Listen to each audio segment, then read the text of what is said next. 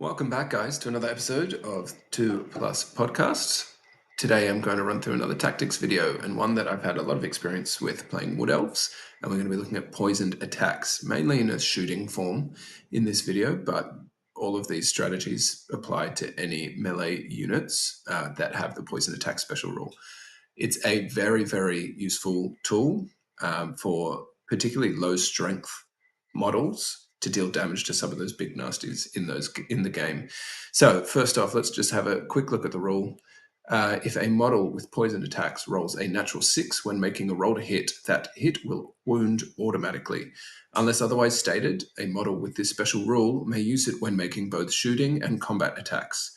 Any spells cast by the model are unaffected, as are any attacks made with magic weapons. Note that if an attack needs a to hit roll of a 7 or hits automatically, this special rule cannot be used. Poison attacks works best when you have a high quantity of attacks. So really you're just fishing for 6s. So it's about quantity rather than quality of attacks. But I'm going to run you through a few scenarios here and have some in-game photos from games that I've played where poison attacks have come in very, very handy. So how do you use poison attacks? How should you use poison attacks? Who are your prime targets? And where do you get the most efficiency out of it? So really you're looking for two things: high toughness targets, low armor unit targets, and units that are both high toughness and low armor.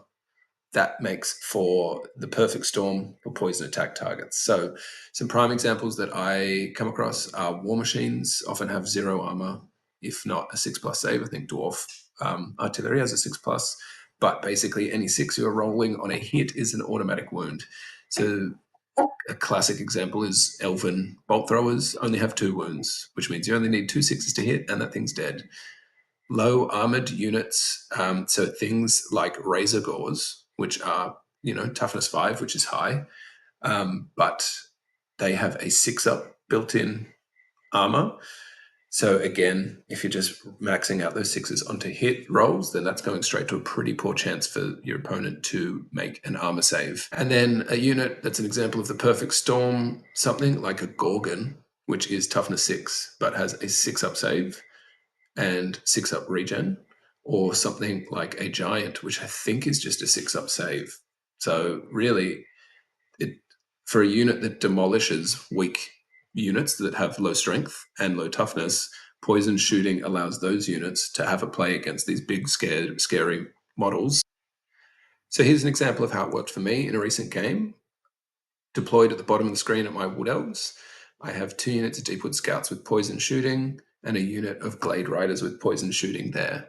I also have 3 monsters, a dragon, a treeman, and a treeman ancient, that I was forced to play pretty defensively with at the start because I was up against 2 cannons, and a steam tank.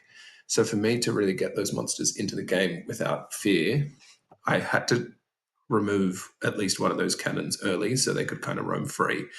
Because although there's a slim chance to wipe one of them off the table early, D3 plus 1 wounds is no joke, and my dragon only had a 4-up save this game just to try and level it out a little bit. But my strategy here was to be aggressive with my scouts to make sure they could shoot at focus fire at 1 cannon to at least bring that down. And lo and behold, I demolished this cannon here with just these 2 rounds of shooting. So 16 shots, took a cannon off the board, and I went first. So I was able to immediately remove that threat from the game, and that opened up the board for me, allowed my monsters to roam free.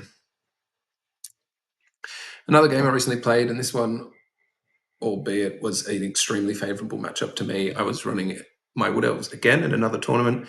Slightly different list, but against a Beastman list that was heavy on Razor Gores and Gorgons. So he had 1, 3, 5, 7, 9, 10. I think he actually had